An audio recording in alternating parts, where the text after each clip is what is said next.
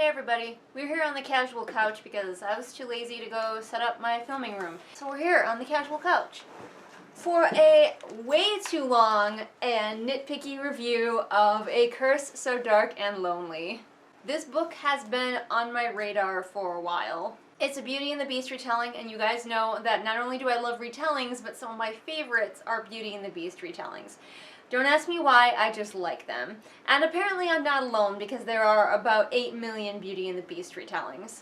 I'm low-key on a quest to find definitive retellings, like my perfect retellings. And so far the only one I found is for 12 Dancing Princesses. But A Curse So Dark and Lonely, I was hearing things about this one. I was like, there was disability rep in it, there was like politics and intrigue and all kinds of stuff. So I was like, okay. Let me get my hands on this bad boy. I just kind of took notes as I was listening as best I could because I was at work. And I have a lot of notes. Don't mind the sound of the wind right outside my window, by the way. It's just adding a little bit of atmosphere. I'm going to read you the synopsis off of Goodreads using my laptop here just to make sure that I don't forget anything. It's quite a long synopsis. Blurb, whatever you want to call it. Cursed by a powerful enchantress to repeat the autumn of his 18th year, Prince Ren, heir to Emberfall, thought he could be saved easily if a girl fell for him. But that was before he turned into a vicious beast hell-bent on destruction, before he destroyed the castle, his family, and every last shred of hope. Nothing has ever been easy for Harper. With her father long gone, her mother dying, and her brother constantly underestimating her because of her cerebral palsy, Harper learned to be tough enough to survive. When she tries to save a stranger on the streets of Washington, D.C., she's pulled into a magical world. Break the curse, save the kingdom. Harper doesn't know where she is or what to believe. A prince, a curse, a monster? As she spends her time with Ren in this enchanted land, she begins to understand what's at stake. And as Ren realizes that Harper is not just another girl to charm, it appears right in the blurb. Okay, you'll understand in a minute. His hope comes flooding back, but powerful forces are standing against Emberfall, and it will take more than a broken curse to save Harper, Ren, and his people from utter ruin. So there's a lot going on, but it is fairly standard as far as like Beauty and the Beast retellings go. My first note is that this book does not waste any time. It gets right down to beasting, as I like to say. The previous retelling of Beauty and the Beast that I read, Hunted, I believe it was called, took a really long time before we got to the beast. This one didn't waste any time. Our main character is immediately kidnapped and taken to where the beast is.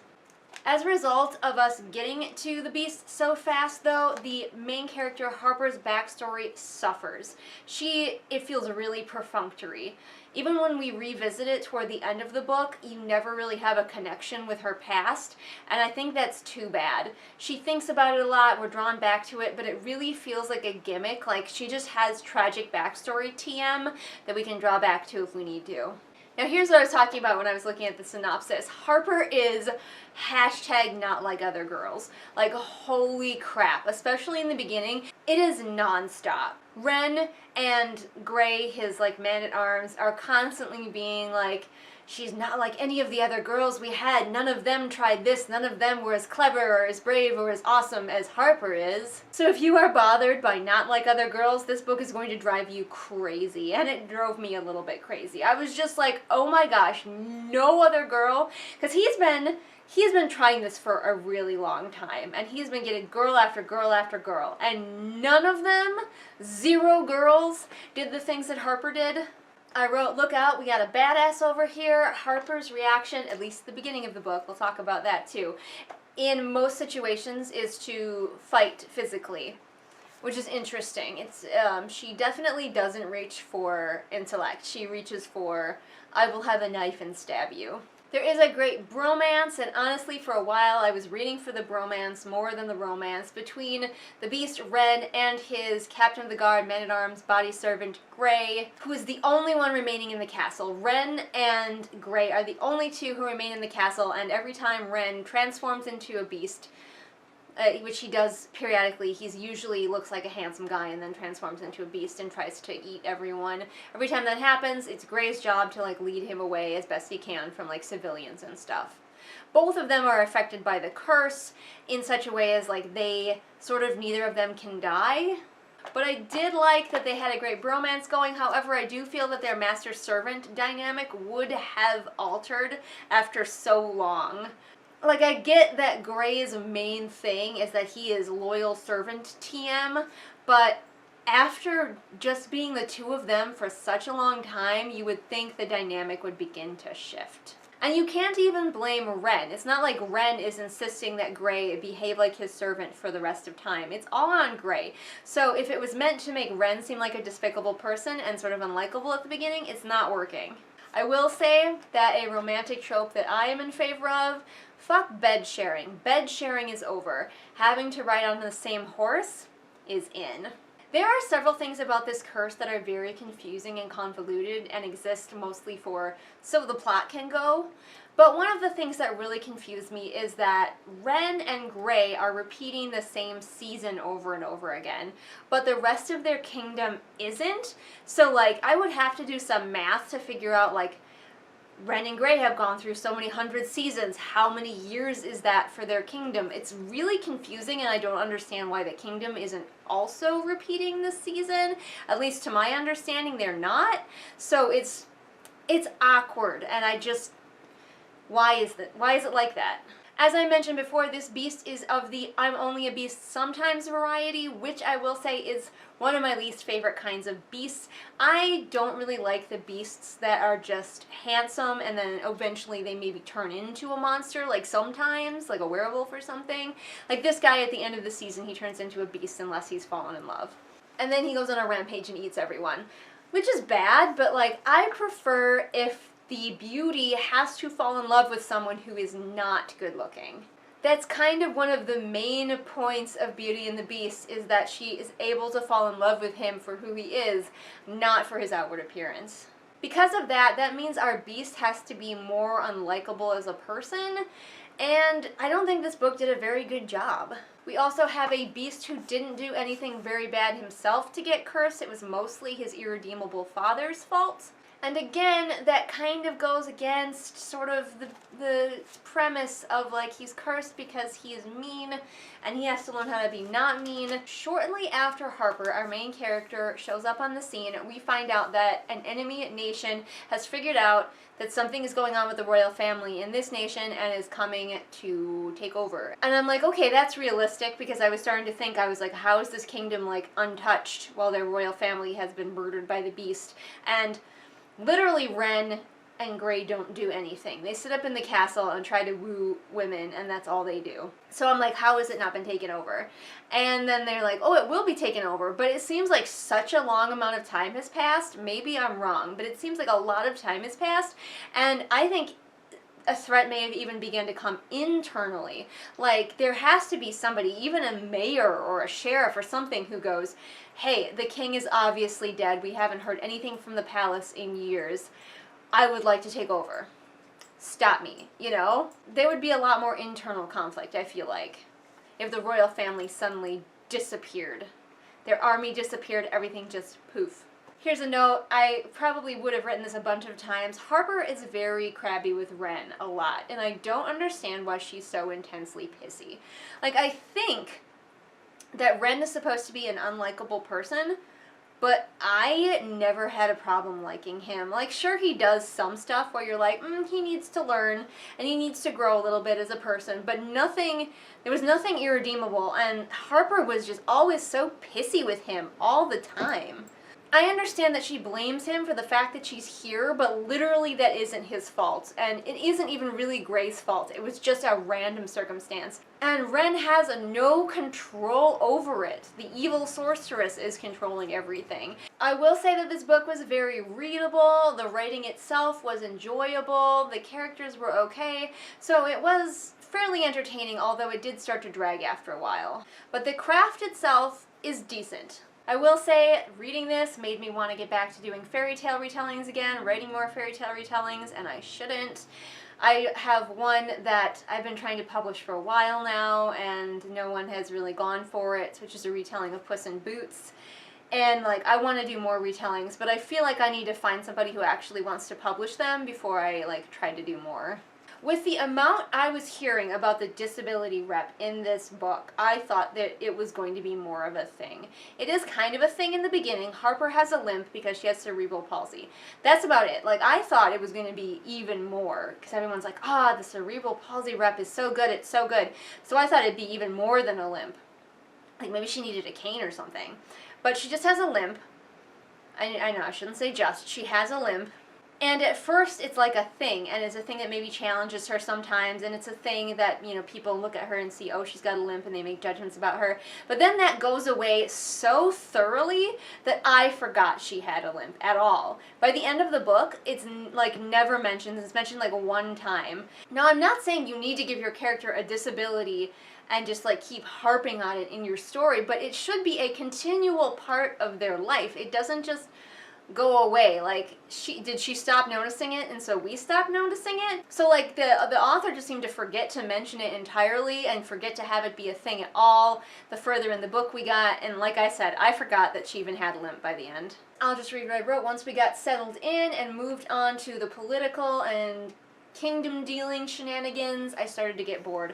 The beginning of this book is pretty classic Beauty and the Beast. She's brought to the castle, she doesn't like it, she tries to escape, shenanigans. But we get past that and onto all this political stuff where she suddenly gotta pretend to be a princess from another kingdom with a big army, and like she starts touring the kingdom and convincing Ren to start being a king again, and like all of this stuff, and honestly I got really bored.